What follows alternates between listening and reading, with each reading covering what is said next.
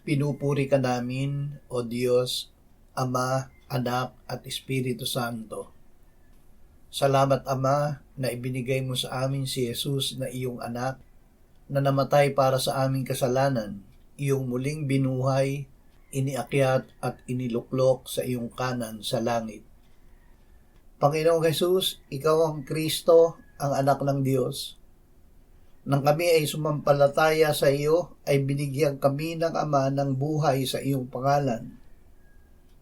Dahil kami ay ipinanganak ng Diyos, madadaig namin ang sanlibutan sa pamamagitan mo.